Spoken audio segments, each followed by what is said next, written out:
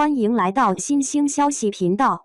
请订阅频道，所以大家不要错过当天最热门的新闻。我们今天的时事通讯包括以下内容：追风者首播剧评出炉，王一博、李沁让人眼前一亮，演技质的飞跃。由王一博、李沁、王阳、高露主演的谍战剧《追风者》首播4集，再次引发了全网热评热议。依然还有许多观众拿该剧与王一博的电影《无名》进行比较，并对王一博的表现和演技进行比较。有一说一，拍电视剧与拍电影是两档子事，原则上是没有可比性的。因为通常一部电影的时长2个小时左右，拍摄电影镜头是有限的，导演和表演指导老师相对有时间慢慢陪着演员去发挥演技和细节处理。然而通常一部电视剧少则10几集，多则几十集，一集时长在40几分钟，拍电视剧的时间是有限的，于是导演和表演指导老师是没有时间陪着演员慢慢耗的。换句话说，拍电影时，演员可以 NG 很多次，直到满意为止。因为导演有耐心拍到演员最佳状态，抓住最完美最准确的一帧一秒。但是拍电视剧时，如果演员表演的差不多就行了，不会刻意为了一个精彩镜头 NG 多次。因为拍电视剧是流水线作业，执行导演是没时间指导演员如何演戏，更不会一个镜头反复拍。所以大家看电视剧时，经常会看到穿帮镜头和演员在尬演，也常常听到称赞一部电视剧很有电影质感。言归正传，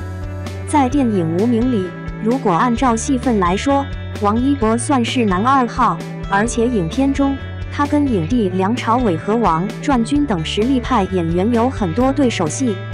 同时，导演也会给时间让演员对戏和讨论，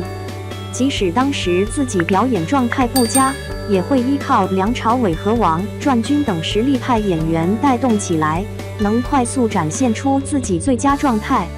追风者开播之前，还挺担心王一博在该剧里只能靠自己，因为跟他演对手戏的女1号李沁也是一位年轻演员，也是需要成长和提升的女主。原来该剧才是一部真正考验王一博是否有演技实力的电视剧，也是真正验证王一博能否一人扛起一部剧的实力。幸好有王阳、王学垠、杨坤、高露等一群实力派做配角，不断的刺激和帮助王一博敢于挑战自己的潜力。因此，基于目前已播的4集内容来看，王一博和李沁的表演都有明显进步和成长。也可以说，从无名到追风者，王一博在演技方面是有质的飞跃，有种脱胎换骨的感觉，还有种走出了表演舒适区的感觉，让人眼前一亮的惊喜。尤其他的表情戏和内心戏表演得更加丰富和更有内容了，不仅有层次感而很细腻，同时人物的眼神更有温度和更有潜台词了，不像以往那般只有英俊和冷酷。写在最后，电视剧《追风者》是王一博真正意义上一部大男主剧，也是他演技大爆发的一部电视剧。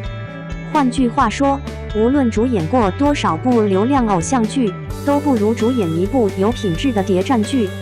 饰演一部谍战剧不仅会检验演技实力，还会提升演技水平。因为演好一部谍战剧不仅需要演技硬实力，还需要表演软实力，没有表演基本功的演员是很难驾驭的。2. 央视新剧《追风者》来了，王一博鼻梁透光，被吐槽整容脸太出戏李沁。由王一博、李沁主演的年代大剧《追风者》成功登陆央视播出了。乍一听这个剧名可能有些陌生，其实也是因为《追风者》上线过程有些波折，从备案到定档竟然改过5次名字，其中最为人熟知的一个剧名应该就是《长风破浪》了。只是不管是《追风者》还是《长风破浪》，都很难让观众一眼了解剧集题材，加上主演王一博的流量属性，也是很好奇整部剧到底讲了什么故事。正好赶上了追风者首播，一起来看看剧集质量和演员表现吧。别看追风者是一部年代剧，但故事背景却不是抗日，而是发生于1930年的上海金融谍战。王一博饰演的男主魏若来本是中央银行一名普通职员，因为出色的计算能力，获得王阳饰演的高级顾问沈图南赏识。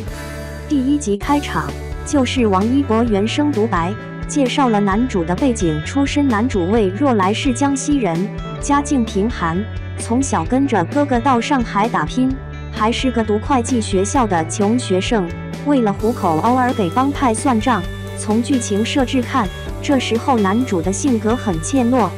但是王一博的演绎就有点靠台词堆砌的感觉了，表情戏还不是很到位，而且不知为何，王一博总是给人一种伸着嘴讲话的感觉，看久了就很想把手伸进屏幕帮他把嘴合上。也有观众质疑王一博的台词水平，直言他的开场面白不太行。另外，不得不提一下王一博的脸部状态。先表扬一下王一博放下偶像包袱，没有在年代剧里浓妆艳抹，造型打扮都很朴素，但是他的脸是不是有点垮了？正如网友所说，有点整容脸的意思。要知道王一博在剧中的角色才23、24岁，大学才毕业，可王一博的状态可不像大学生，整张脸都快挂不住肉了，一副疲惫浮肿的模样。不仅如此，他的鼻梁在暗处都会透着光，特写镜头一出，更是隐约能看到他鼻翼附近的疤痕。一旦注意到王一博的脸部问题，就很难再忽略了。每一次男主出场，总会被王一博的脸吸引，特别是遇上情绪较为激烈的剧情，王一博动不动就控制不住表情，五官乱飞，很是让人出戏。譬如男女主出狱争抢黄包车的时候，王一博瞬间变身成了小喷菇，越看越好笑。包括王一博演绎悲伤情绪的时候，透光的鼻梁，总是鼓着的腮帮子都过于吸睛了。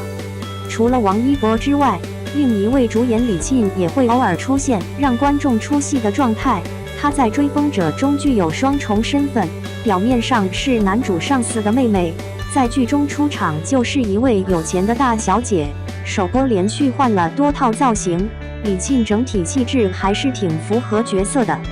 只是李沁本人还是过瘦了，有些镜头很是干瘪显老，这时候再配上撒娇耍蛮的台词就有些违和了。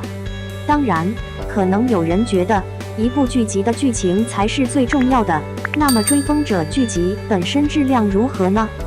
从首播收视率看，稳稳突破1%，整体还是过关的。